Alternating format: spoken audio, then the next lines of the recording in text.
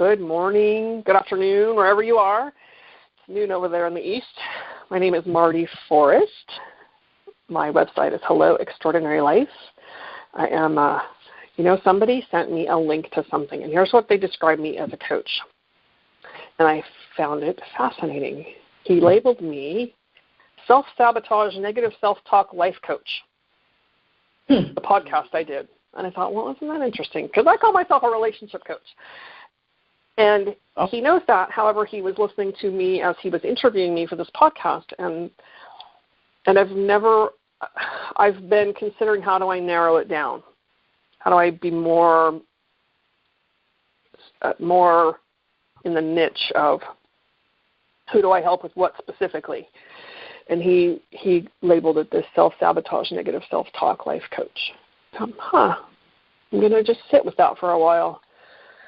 I call myself a relationship coach because it's our primary relationship with us that dictates every other relationship in the world. How I am with me is how I will be with you or anyone else, including the animals and life and the earth and trees, all of it. I do one-on-one coaching. So if you're looking for getting on a higher track of moving out of that programming that we have in our brain to higher self-talk and changing the patterns. I also do a 6-week course that I'm right in the middle of right now. So next year will be another one. I don't have dates yet, but there are flyers on the website. I also have an ebook on the website if you're interested in checking that out and signing up for the free ebook. It's a little 4-page document. And all these calls are recorded, and on that site, on my website, call under Insider Calls.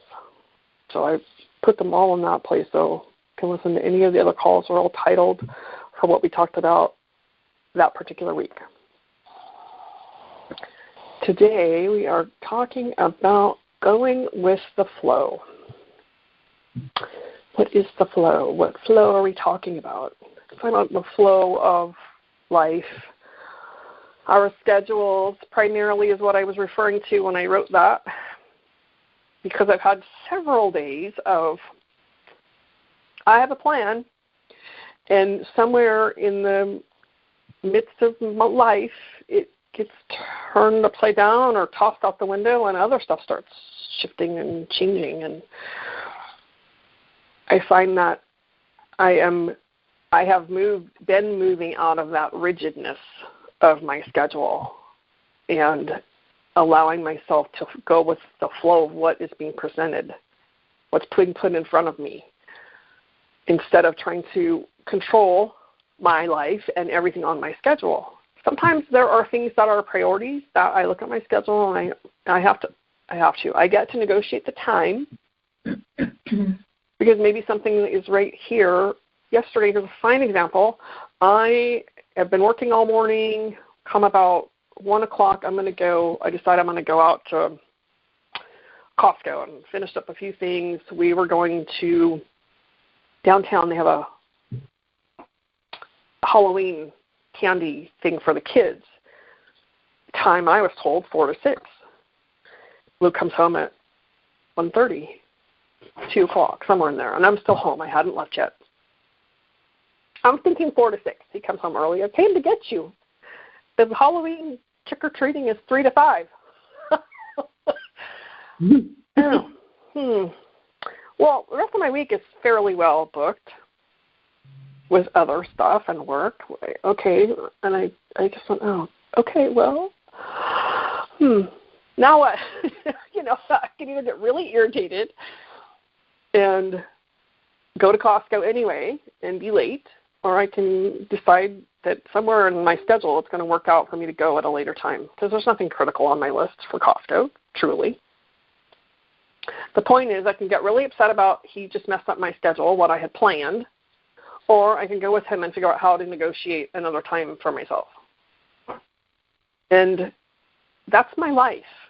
When things come and calls get rescheduled or appointments get rescheduled, husband comes home and wants to do something else, I can either get rigid about it and try to control it and get upset, which just makes me upset and maybe causes a fight with my guy. Or I can decide to negotiate my time in another way. Now, had I been working or coaching on a call or something, that's not negotiable. Those are things that I will close my door, and he'll know that I'm working and I'm not to disturb me until I'm done. Things like going to Costco, that's negotiable. I can rearrange my schedule. And it keeps me from having high blood pressure and being angry at him for messing up my day. And that's a choice. I get to choose today. And I'm thinking of when we get in a river, if we're going to go with the river, it's going to be a whole lot easier than trying to swim upstream. The only thing I know that swims upstream are the salmon, and they're going up to the ponds. But when I'm trying to swim upstream, I'm going against the flow and I'm going against the current, and I'm making it really difficult for myself. How can I step into the flow and make it a little bit easier for myself? And that's usually my mental chatter. And looking at what is my priority. Is my priority keeping peace without compromising myself? Of course, keeping the peace with my husband and going with him early, which just changed the rest of our evening, made it a whole lot less crazy trying to get places where we needed to be at times because of a time crunch. And so that just loosened that piece up. And I spoke with someone a little bit later and had talked about going to Costco, and she said, oh, it's a really good thing you didn't go because with the gas prices changing today, 12-cent tax in California, Costco was insanely crazy. You couldn't even get into the place because people were trying to get gas. There's always a reason that I ended up not going, and I could have been really upset about that. It's a simple example, and I know there's things that are bigger than that, but I could have gotten really upset about that. And instead I decided, well, I'm going to change the flow then. I'm going to go with my husband early to this Halloween, which was a lot of fun, watching the kids and all their their costumes. And it's a whole downtown event every year, so the kids are safe. It's daytime. And I could have been there and just been mad, and instead I decided, let me just go and enjoy this. And this happens. Some days are really good. I'm home, I got my schedule, and I got my list of stuff I'm going to be doing, and I'm marking it off the list. And then other days, I wrote about it on Monday. I had a call that ended early. I had another coaching call that ended up getting rescheduled. Somebody was supposed to come over in the afternoon to do some other work, mentoring work, and her schedule got messed up. And I looked at, okay, well, all that's changed. Now what can I do instead? This whole space just opened up. Now what can I choose to do? Either take care of me by resting, or I can do other things that are on my list that I can get done now a little earlier than maybe I had planned, and then I have room for something else. And it's just for me, it's that mindset, because I know when I'm working on a schedule, and especially doing appointments, when I was doing hair full-time and I massage, and people would show up late, I used to get really bent out of shape and mad at them, and because I'm losing money and I'm making it mean all this stuff, right? I'm losing money. You're making me late for my next person. Don't you know how important the schedule is to me? And at some point, I finally went, so they're not here. What am I going to do with my time now? And if they show late, if it's a massage, basically they just lose the time that they're late for. So I'm not late for the next person. Because I used to go over, I must give them their full time or they're going to be mad at me, and then we step into some other stuff, people pleasing and things like that. And I realized when I respect my time and I honor my time, then other people will, or they won't, but it's not my business. My business is to keep, especially in business, I'm talking about my business now, especially to keep my other people on track. So somebody comes 15 minutes late for a massage, I might compromise the time a little bit and give them a little bit more, But generally I just go, well, I have another appointment right behind you, so there's nowhere for me to stretch it out and give them that full hour that they came for. But what I did was I stopped mentally masturbating about how they were going to feel about it. Because then I'm being unfair to my next client. And then how are they going to feel about it because I'm late? See that ripple effect of how it affects other people. So there's two different things I'm talking about here. That's my business part, if you have business or you're keeping appointments with someone. Although I have found, it seems to be that there kind of gets to be a theme when if somebody's late or I'm late getting somewhere and they're like, oh, that's okay, I was finishing up this thing.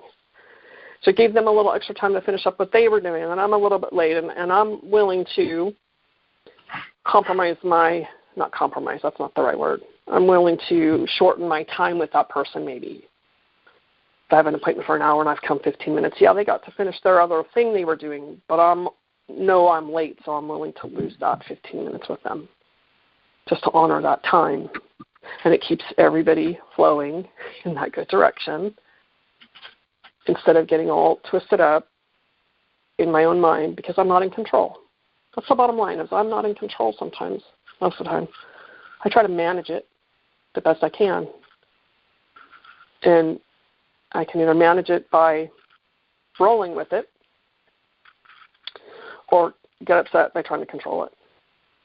I think that's the distinction I've made about going with that flow. So a lot of that's just shifting my perspective about what I make it mean to me, because I've often made it mean they're disrespecting me. Well, they're not disrespecting me. Nobody can really disrespect me. That's the only person that can do that is me. It's their choice, and it's my choice. I know people who are, do you know people who are chronically late? I know this about them. I can either be upset that I know they're going to be late, and then they're late, and now I'm mad at them. Or I can go, oh, they're pretty much chronically late. Maybe I'll tell them earlier,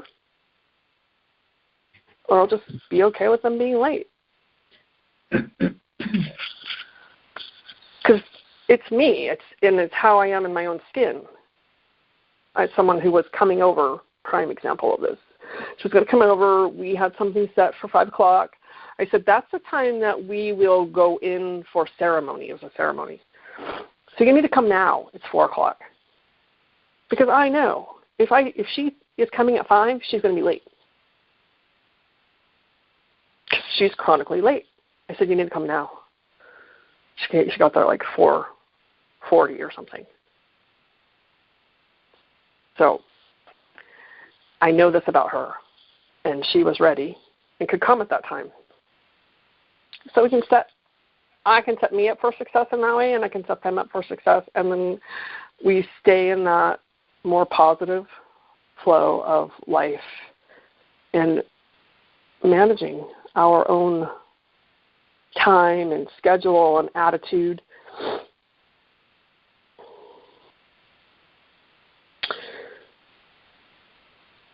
And I just got distracted by the chickens outside.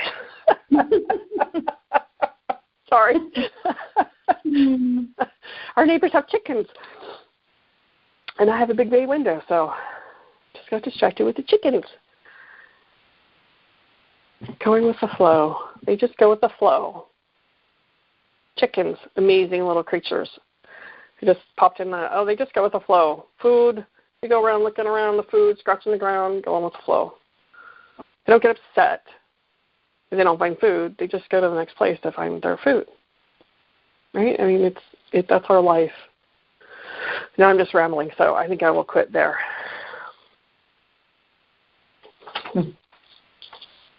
Yes, I heard that. What do you think?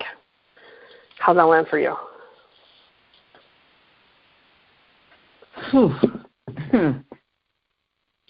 Hi, this is Nancy. This is a real good reminder for me. I mean, I always want to go with the flow, and I try, but it is quite difficult, especially, I still have kids at home, and so it's, things change quickly, and I've never been good at that, and so it's, putting this into practice and having a good reminder and knowing that that I'm not alone and that, I can move things around, and that's okay.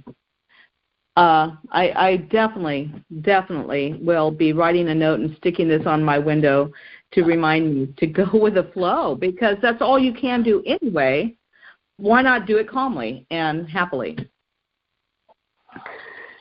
Yes, and there is a difference about going with the flow and overbooking ourselves.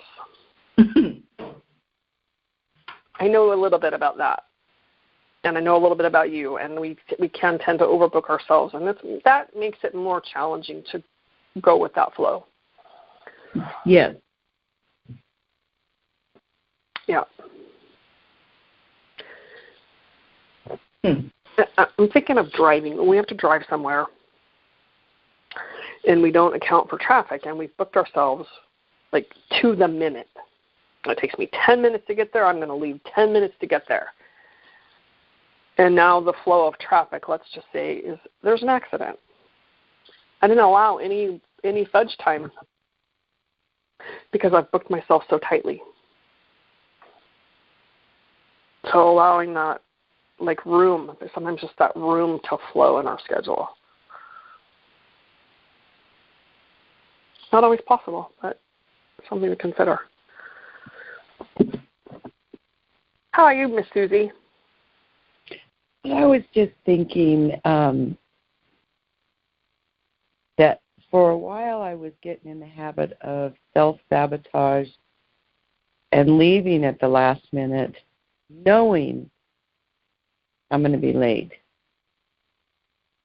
and frustrated with the fact that I'm late, just setting myself up instead of getting up and getting ready earlier.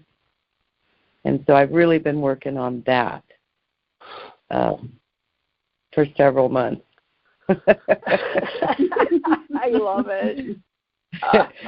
Truthfully. And I'm better. I'm just not as, where I'd like to be with that. But I have made a couple notes that, I need to get on a schedule and make me a calendar. I used to always carry one. I carry my brain with me, but I don't pick it up very often. And I'm living at my daughter's house, and I don't have my space. So I've made my space, but it's out in the garage, and so I don't come out here as much as I would if I had an office, a little office area. Right. So I'm just trying to find a way to make this work for simple things. I don't work anymore, so I'm retired. So I've got all this time, and I can't seem to keep it straight. I understand. Sometimes the having time and no schedule, some people need that structure.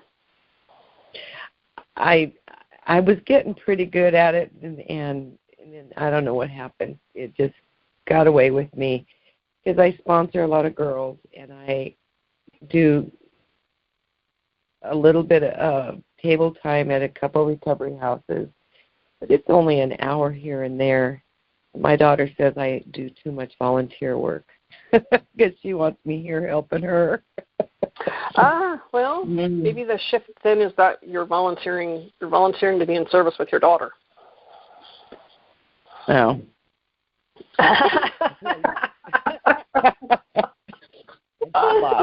was good. She just wants more. She's still my daughter. Oh, right. Okay. Yeah. There's a whole other conversation, as you were talking about the sabotage and not giving yourself enough time. And, there's a whole other conversation about what's under our overbooking ourselves and not willing to go with the flow and trying to control things. There's a whole other layer underneath that we can talk about at a later time. But Mm-hmm. Sometimes it's the simple things is to put something into practice that you know is going to help you be more efficient or be willing to go with the flow and shift out of the setting myself up to fail. Well, I used to be known as the one that was early for everything, and now I'm known for the one that's late for everything. And I have more time now than I did then, so the structure was a big deal for me. Yeah, absolutely, because when I'm not structured, there's one more thing I can do before I have to head out the door. Right. One more thing, and one more thing, and one more thing, or I don't sleep till the last minute. That's not a problem, but that one more thing on the list, or I need to clean over. And I need to clean over there, like a little squirrel. Yes. Well, thank you for being here and making it work in your schedule today. Taking a little 30-minute time to be here and hear what I have to say and contribute on your own behalf. Thank you. I appreciate you. Have a great day, and I will talk to you all soon. Okay. Thank you. Bye. Marie. All right. Thanks. Have a great day. Thanks. You too. Bye.